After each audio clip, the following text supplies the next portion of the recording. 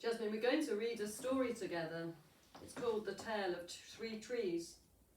The Tale of Three Trees is a story that mums and dads and church people have been telling for very many years. It's been handed down from parents to children and retold in churches and schools at Christmas and Easter for many, many years. Nobody really knows who wrote it.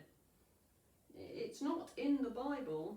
It's a story, but it helps us make sense of what happened in Holy Week. And we're going to read it together, and we're going to show the children who are watching and the grandparents and the mummies and daddies this story, because maybe it'll help them understand just how important this Holy Week is. I'm going to begin the story. Will you take it in turns with me reading it? Yeah. Once upon a time, on a mountaintop, 3 little trees stood and dreamed of what they wanted to become when they grew up. Let's show the pictures to the children. There's our 3 little trees and the mountaintop. The first little tree looked up at the stars twinkling like diamonds above him. I want to hold treasure, he said. I want to be covered with gold and filled with precious stones. I will be the most beautiful treasure chest in the world. Oh, look at that treasure chest. The second little tree looked out at the small stream trickling by on its way to the ocean. I want to be a strong sailing ship, he said. I want to travel mighty waters and carry powerful kings. I will be the strongest ship in the world. The third little tree looked down into the valley below, where busy men and busy women worked in a busy town. I don't want to leave this mountaintop at all, she said. I want to grow so tall that when people stop to look at me, they will raise their eyes to heaven and think of God. I will be the tallest tree in the world.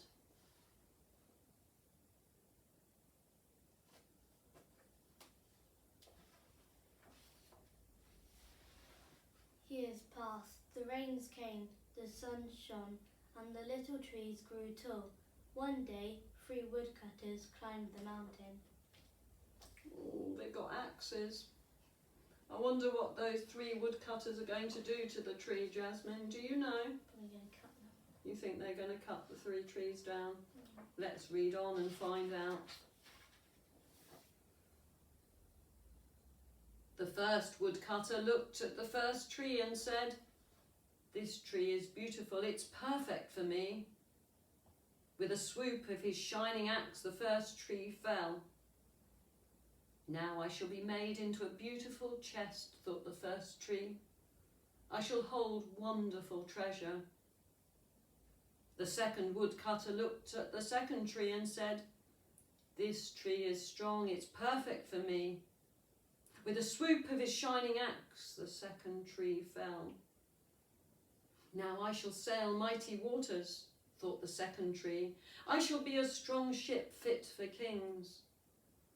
The third tree felt her heart sink when the last woodcutter looked her way. She stood straight and tall and pointed bravely to heaven. But the woodcutter never even looked up. "Any kind of tree will do for me," he muttered. With a swoop of his shining axe, the third tree fell. Ooh, I must show them the picture, mustn't I? Here they are. Here's the poor trees getting cut down. I wonder if trees feel pain. Some people say they do. I'm going to turn the page for you to read now, Jasmine. The first tree rejoiced when the woodcutter brought him to a carpenter's shop, but the busy carpenter was not thinking about treasure chests. Instead, his work-worn hands fashioned the tree into a feed box for animals. The once beautiful tree was not covered with gold or filled with treasure. He was coated with sawdust and filled with hay for hungry farm animals. A feeding chest.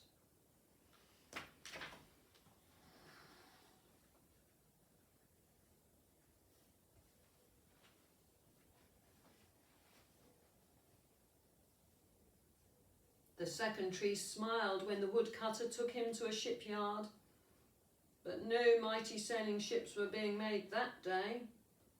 Instead, the once strong tree was hammered and sawed into a simple fishing boat.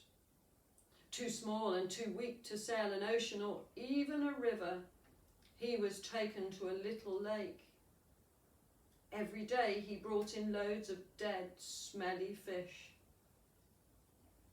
You know, there's a lake in the Bible where Jesus and his friends told stories and walked and fished together. Do you know what the lake was called? No, I can't remember. You can't remember? That lake in the Bible is called Lake Galilee. Let's show them the picture of this little simple fishing boat in our story. Here it is. It's a little boat. And that's what became of the second tree. Tell us about the third tree, Jasmine.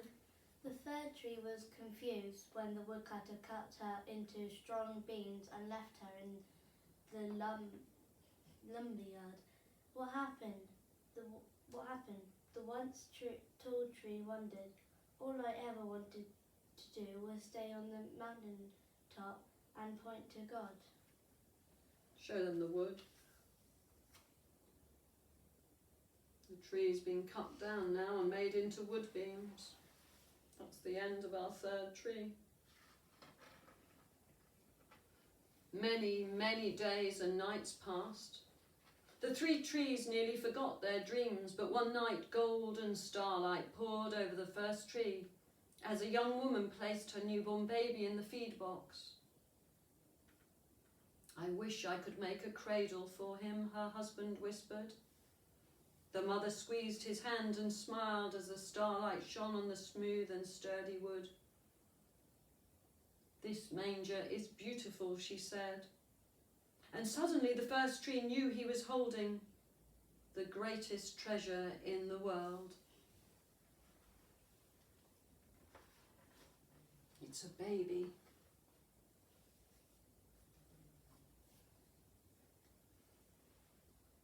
I wonder who the mother is and the father. I wonder who the mother and the father are, and I wonder who that baby is. But the tree thinks this baby is the greatest treasure in the world. Let's find out about the second tree. One evening, a tired traveller and his friends crowded into the old fishing boat. The traveller fell asleep as the second tree quietly sailed out into the lake. Soon, a thundering and thrashing storm arose. The little tree shuddered. He knew he did not have the strength to carry so many passengers safely through the wind and rain. The tired man awakened. He stood up, stretched out his hand and said, "Peace." The storm stopped as quickly as it had begun, and suddenly the second tree knew he was carrying the King of heaven and earth. The second tree knew he was carrying the King of heaven and earth, because the man stood up and said, "Peace," and the waves were still. There's a story like that in the Bible too. Yeah. One Friday morning, the third tree was startled when her beams were yanked from the forgotten woodpile. She flinched as she was carried through an angry, jeering crowd. She shuddered when a soldier nailed a man's hands to hers. She felt ugly and harsh and cruel. What do you see in the picture, Jasmine? A man holding a cross. A man holding a cross and a crowd jeering at him. Let's show that to the children watching.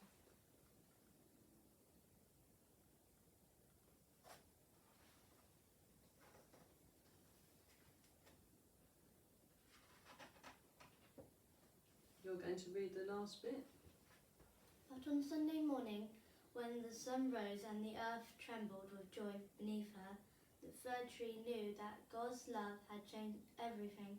It had made the first tree beautiful, it had made the second tree strong, and every time people thought of the fir tree, they would think of God.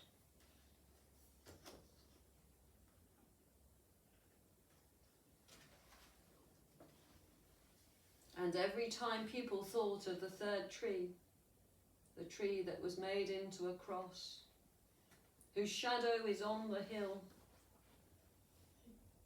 every time people thought of that third tree, they would think of God. And that's our story for this week. It's a story that speaks of God's love for us all. And this, of course, is the most important week of our church year.